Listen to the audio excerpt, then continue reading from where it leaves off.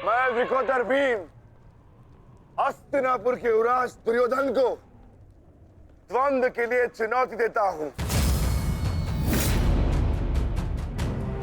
क्यों दुर्योधन, अपने अनुजों से मिलना नहीं चाहोगे?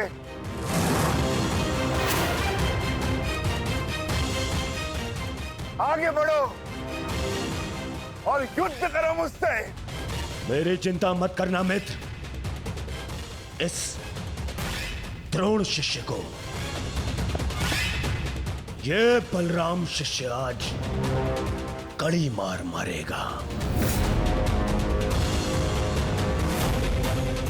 तुम केवल अपना गंतव्य और मंतव्य पूर्ण करो और उसे याद रखो।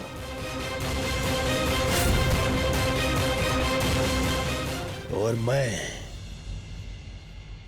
इस भीम का गर्व तोड़ता हूं। जाओ मित्र।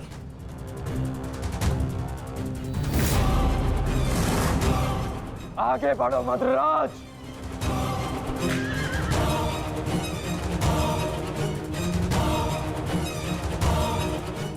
पहली बार देख रहा हूं कोई अपनी मृत्यु का आलिंगन के लिए कितना सज्ज है।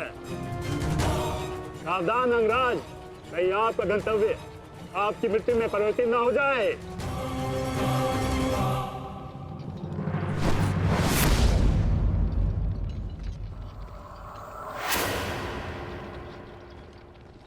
उत्तर मिलेगा।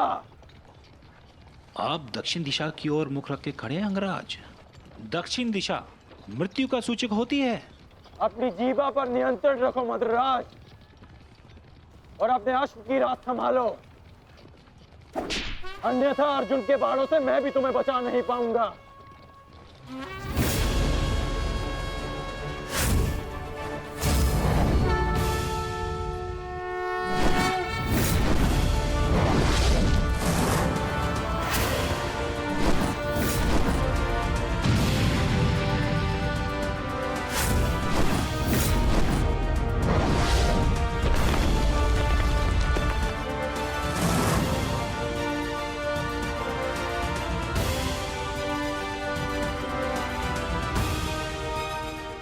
आश्चर्य मत करो पार्थ, अंगराज कर्ण ने जिस धनुष को थामा हुआ है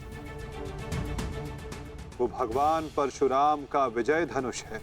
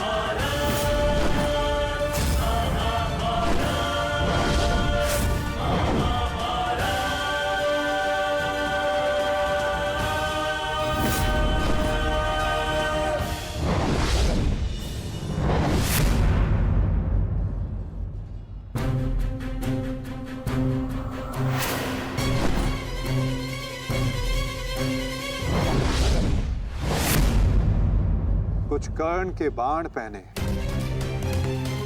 कुछ धनुष की मार पहनी है, कुछ कर्ण की प्रतिज्ञाएं पहनी है पार्थ। यदि इस युद्ध में विजय पानी है पार्थ, तो अपने श्वेत को रक्त में मिलाकर संपूर्ण बल से प्रहार करो।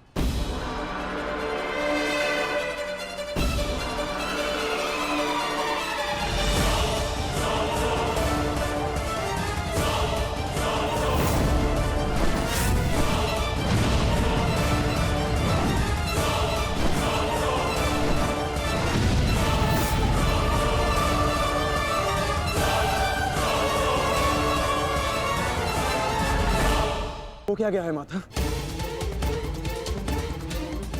लक्ष्य संधान बाण करते हैं पार्थ, किंतु लक्ष्य सिद्ध मन करता है। विचलित ना हो पार्थ, तुम युद्ध करो।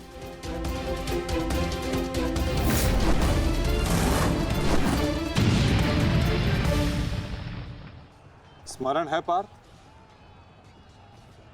प्रस्थान करने से पूर्व मैंने क्या कहा था कि आज रथी को अपने सारथी के हर बात का पालन करना होगा।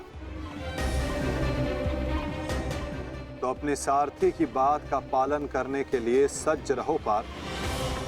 मैं सज्ज हूं माधव।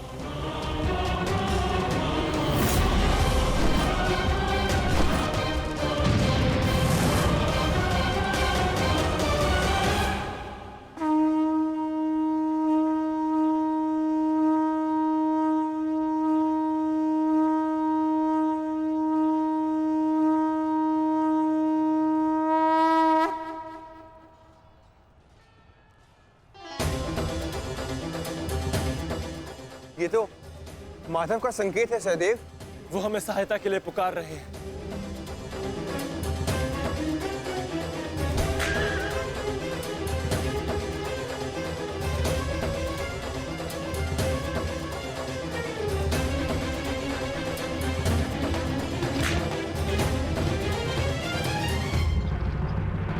पीठ दिखाकर भाग रहे हो अर्जुन, कौन करो मुझसे? ये क्या है माधव? रथ मोड़िए। मुझे मुझे अपना ध्यान पूर्ण करना है।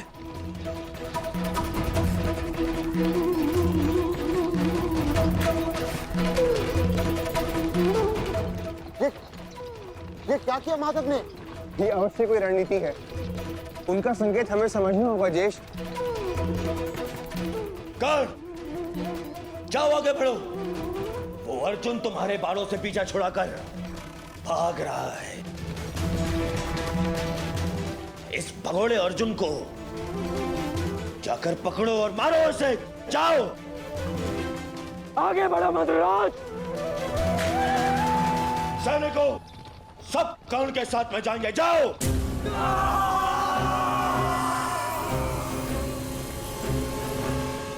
अपनी मृत्यु का पीछा करना शुभ नहीं अंगराज। भागते कुकर का पीछा करने पर भी वो काटता है, और तुम जाते हो सिंह को ललकार रहे हो। सारथी हो, अपने रथी के आदेश का पालन करो।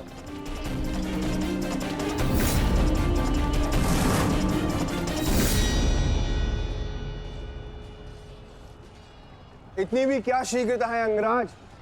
क्या हमें अपने साथ द्वंद्व का सम्मान नहीं दोगे?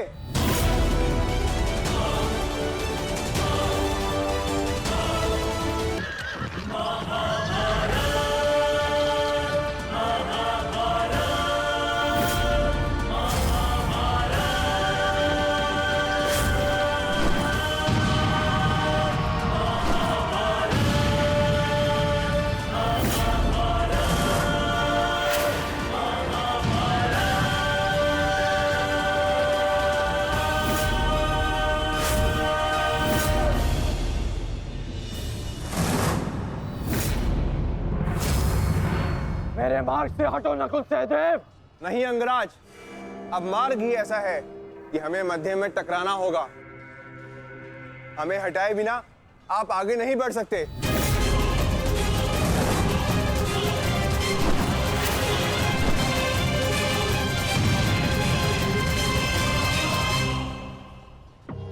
भीम,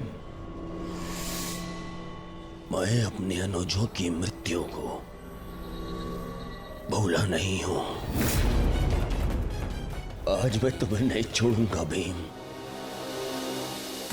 नहीं छोड़ूंगा।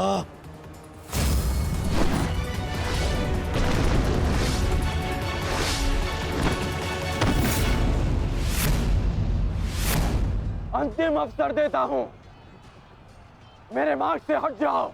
आज तुम मेरी आंखें सूची में नहीं हो, परंतु आज आप हमारी आखेर सूची में हैं अंगराज। द्वंद्व स्वीकार करो।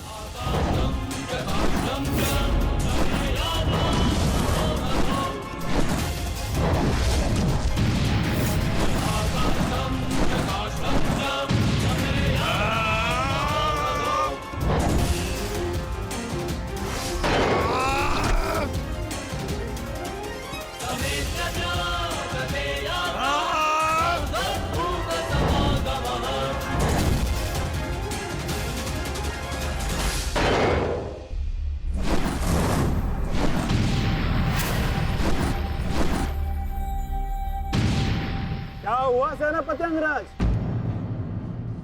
मेरे भांजों से भय तो नहीं लग रहा तुम्हें?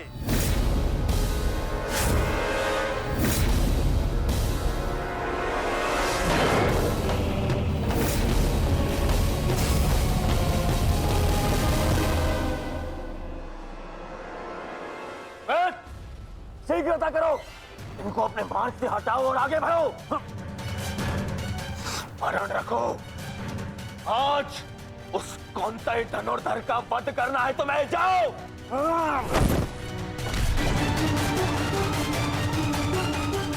क्षमा कीजिए राजमाता, मेरे पास और कोई विकल्प नहीं है।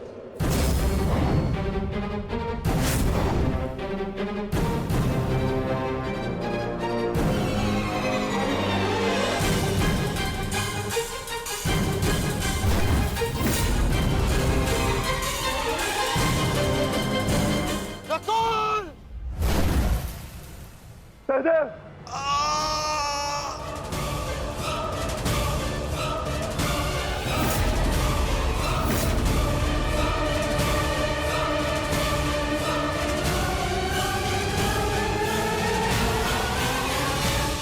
क्षमा कीजिए राजमाता, मेरे पास और कोई विकल्प नहीं है।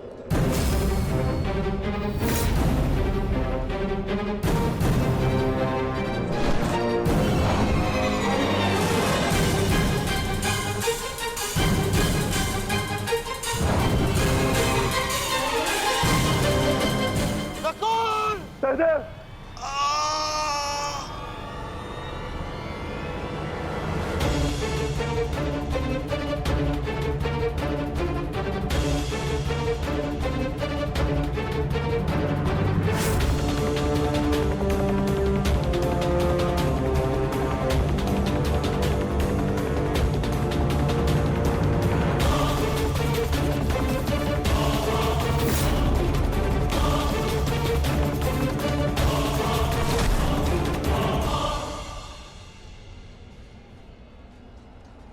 मेरे अनुजों को इतनी निर्दयता से मारा और आज अपने अनुजों के प्राण पर बनाई तो भाग रहा है विकुर्धर।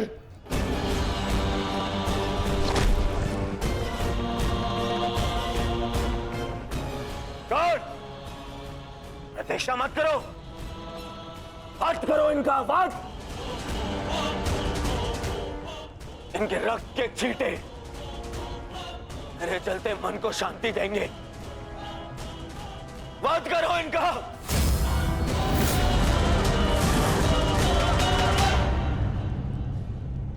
क्षमा करना मित्र,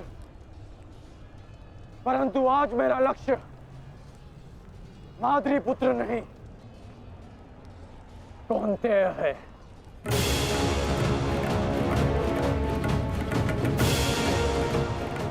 चलो सारथी।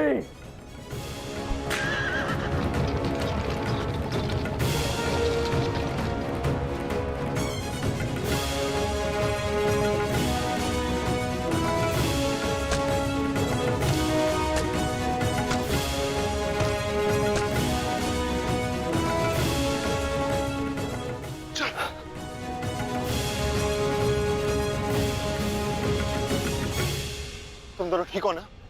हाँ ज्येष्ठ, परंतु प्रश्न यह है कि एक ही क्षण में हमारा वध कर देने में सक्षम अंगराज ने हमारा वध क्यों नहीं किया?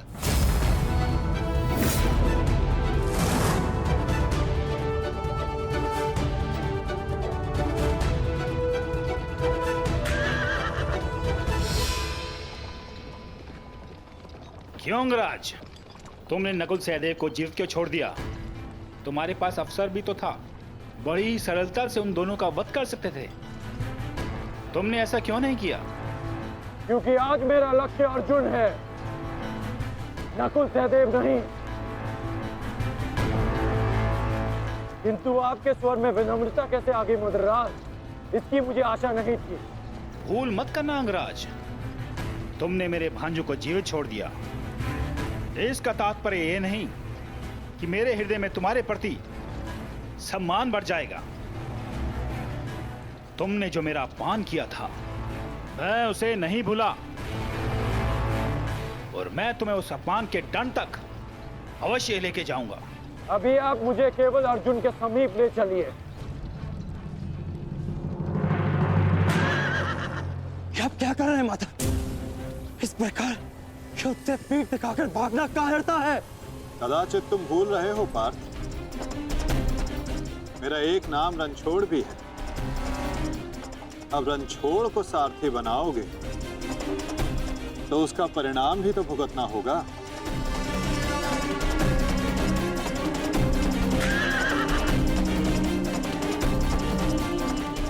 रुक जाओ अर्जुन, तुम धुन छोड़कर नहीं जा सकते।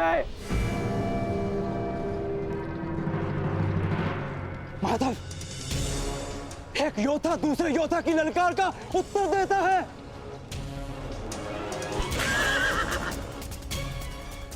बाण के संधान में धनुष, प्रत्यंचा और 10 उंगलियों का महत्वपूर्ण संगम होता है पार्थ,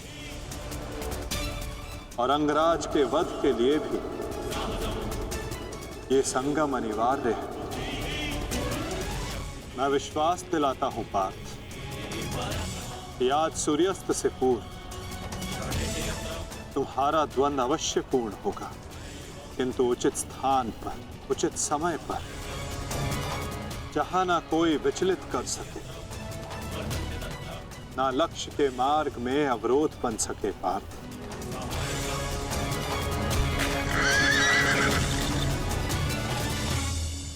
शीघ्र करो सारथी, हम अभी बहुत पीछे हैं। मैं एक योद्धा हूं, सूत पुत्र नहीं अंगराज। मैंने सदा सारथी पाए हैं और तुमने मुझे अपना सारथी बनाया है, तो मेरी कमियों को भी स्वीकारना होगा।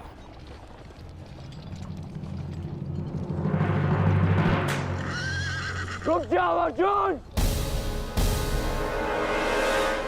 माधव, मुझे कर्ण ने धुन के लिए चुनौती दी है, और इस प्रकार धुन छोड़कर भागना एक योद्धा के लिए अशोभनीय है। मैंने कहा ना पार्थ, द्वंद्व होगा, किंतु उचित समय आने पर।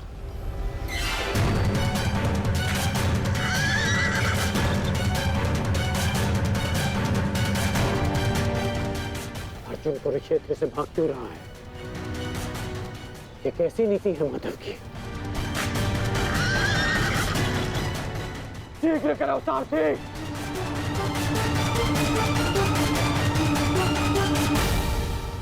अर्जुन, क्या गुरु द्रोण ने तुम्हें युद्ध से भागने की शिक्षा दी है?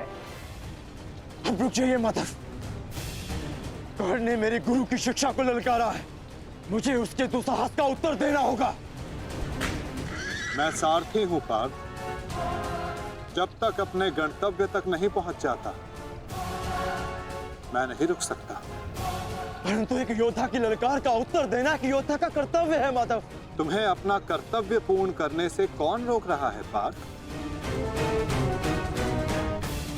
एक सारथी को अपना कर्तव्य पूर्ण करने दो, और तुम एक रथी का कर्तव्य पूर्ण करो पार्थ। परंतु कैसे माधव? चलते रथ में जब सामने से प्रहार किया जा सकता है पार्थ, तो पीछे से क्यों नहीं किया जा सकता?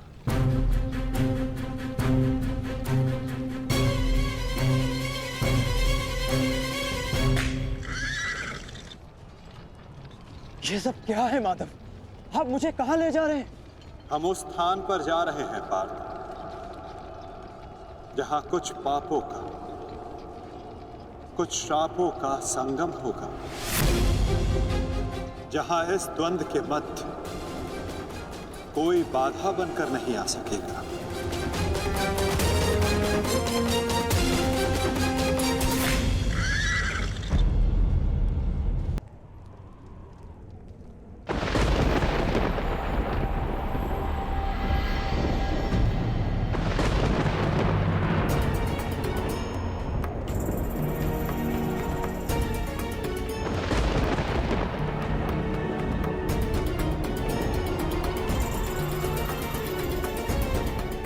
अरे कोई वैद्य को बुलाओ, शीघ्र औषधि लाओ। महारानी द्रौपदी ने वैद्य जी को उपचार कक्ष में आने का आदेश दिया है। शीघ्रता करो, शीघ्र औषधि लाओ।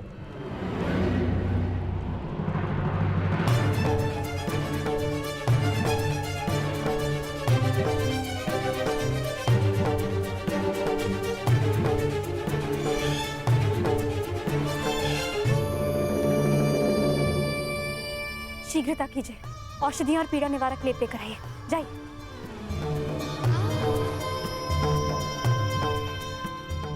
क्या हुआ पांचाली? कोई चोटिल हुआ है?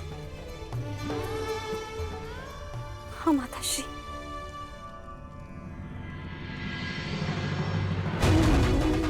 नकुल, सहदेव, ये किसने की ये दशा?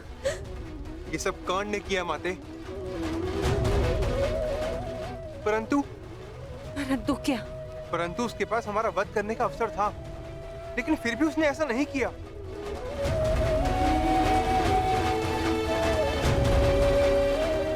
वो केवल हम दोनों को बंदी बनाकर चला गया। ऐसा भान हो रहा था जैसे उसे ऐसा करने से कोई रोक रहा हो। समझ नहीं आता कि ऐसा क्या हुआ जिसने उसे हमारा वध करने से रोक दिया। मैं वचन देता हूं कि अर्जुन के अतिरिक्त आपके किसी पुत्र का वध नहीं करूंगा मैं। पुत्र कर्ण,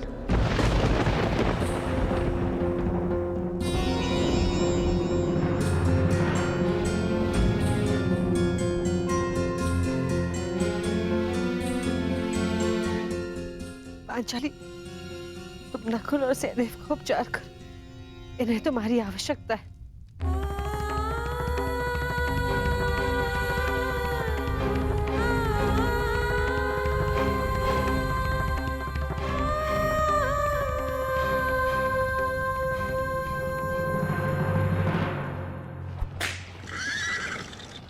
शीघ्र करो माद्रराज। अर्जुन जहाँ जा रहा है उसे